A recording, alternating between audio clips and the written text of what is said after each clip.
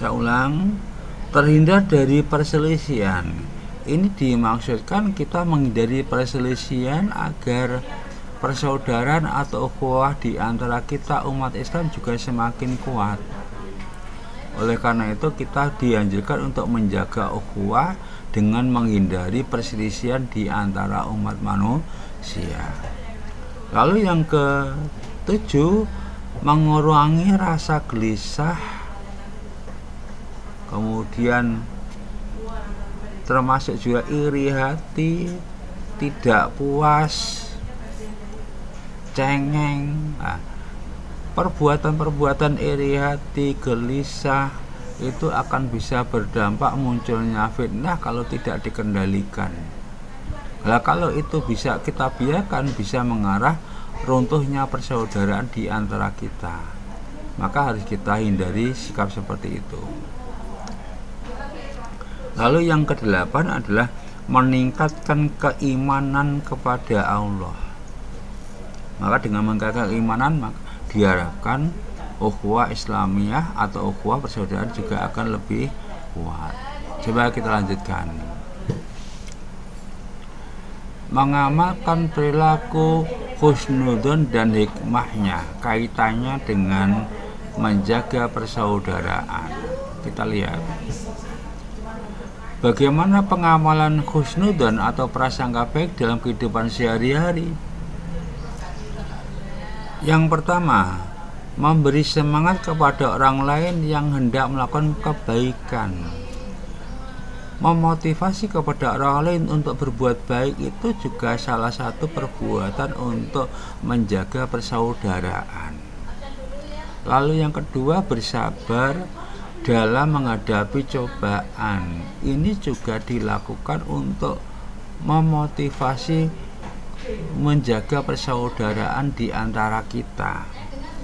Lalu yang ketiga, memeriksa kebenaran berita yang didengar agar tidak terjadi fitnah yang akan merusak persaudaraan. Maka kita menghindari berita-berita yang tidak valid, yang tidak benar. Harus kita cek dulu beritanya benar atau tidak. Lalu yang keempat, mempercayai kemampuan yang dimiliki. Kita harus percaya kepada kemampuan diri kita sendiri. Jangan suka menggantungkan pada orang lain. Kecuali kalau kita sudah merasa tidak mampu, boleh untuk minta bantuan kepada orang lain. Lah, minta bantuan kepada orang lain itu sekaligus untuk menjaga persaudaraan. Lalu bersikap ramah kepada teman serta bersyukur kepada Allah. Bersikap ramah kepada teman itu juga dimaksudkan untuk menjaga persaudaraan. Lalu bagaimana hikmahnya perilaku husnudzon kaitannya dengan menjaga persaudaraan? Kita lihat. Di antara hikmah perilaku husnudzon adalah terhindar dari penyesalan dalam hubungan antar teman. Jadi bisa jadi kalau kita biasa berperilaku suudzon akan merusak persaudaraan. Dengan berperilaku husnudzon atau berprasangka baik, berarti akan menjaga hubungan antar sesama manusia, berarti untuk memperkuat persaudaraan. Lalu yang kedua, tulus dalam menjalin persaudaraan. Berarti kita harus punya sikap menjaga persaudaraan, landasannya adalah keikhlasan, bukan karena faktor lain. Kita kadang-kadang bergaul milih-milih. Nek karo wong sugih gelem bergaul, tapi kalau dengan orang yang tidak punya kita nggak mau bergaul. Nah, itu harus kita hindari. Kita bergaul atas dasar keimanan.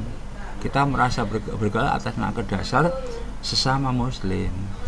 Lalu yang ketiga, selalu merasa senang dan bahagia atas kebahagiaan orang lain.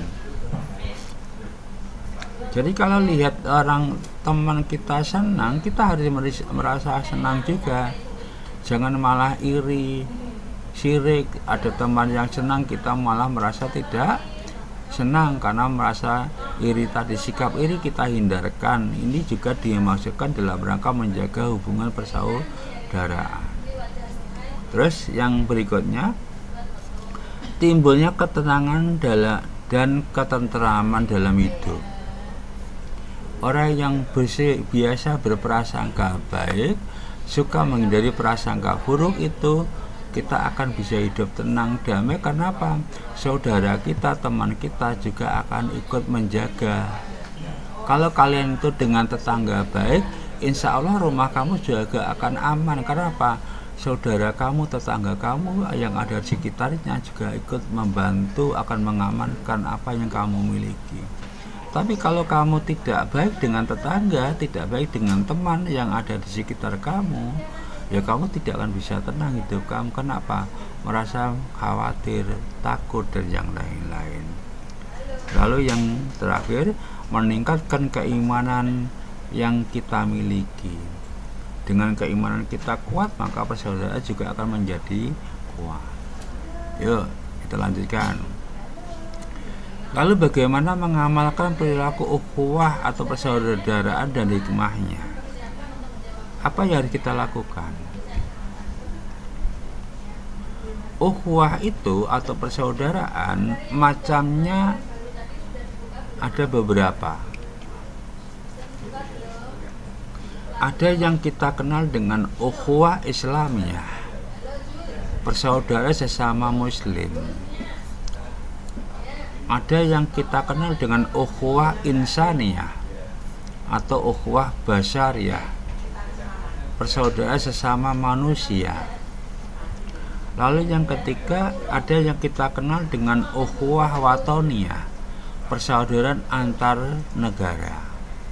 Jadi ada ukhuwah Islamiyah, persaudaraan sesama muslim, ada ukhuwah insaniyah atau basyariyah, persaudaraan sesama manusia, ada ukhuwah watoniyah, persaudaraan antar bangsa atau sesama negara. Yuk kita lanjut. Bagaimana hikmahnya? Hikmahnya bisa kita lihat. Yang pertama, kita akan dicintai oleh Allah. Orang yang bisa menjaga persaudaraan itu akan disenangi oleh Allah. Otomatis orang yang disenangi oleh Allah akan dimudahkan urusannya juga oleh Allah. Yang kedua, memiliki banyak teman dan saudara. Berarti dengan memiliki banyak teman dan saudara, kalau kita ada masalah maka akan banyak yang akan membantu kita. Lalu yang ketiga, memperoleh kemudahan dalam menghadapi kesulitan hidup. Kenapa? Karena dengan menjaga persaudaraan akan banyak orang lain yang ikut membantu kita. Lalu yang keempat, memperkuat persaudaraan sesama muslim. Dengan ikatan sesama muslim itu kuat, maka kita akan mudah dalam menghadapi kehidupan ini. Lalu yang kelima, terhindar dari perpecahan dan konflik.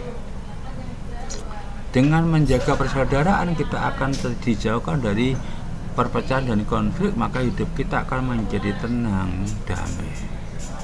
Itulah anak-anak yang bisa kita lakukan di dalam mengamalkan perilaku ukhuwah dan hikmahnya dalam kehidupan sehari-hari. Ya, itulah yang kita sikapi. Mari kita perkuat ukhuwah Islamiyah, kita jaga dengan sebaik mungkin agar kita bisa memperoleh manfaat yang sebaik-baiknya. Terima kasih. Kurang lebihnya mohon maaf. Assalamualaikum warahmatullahi wabarakatuh.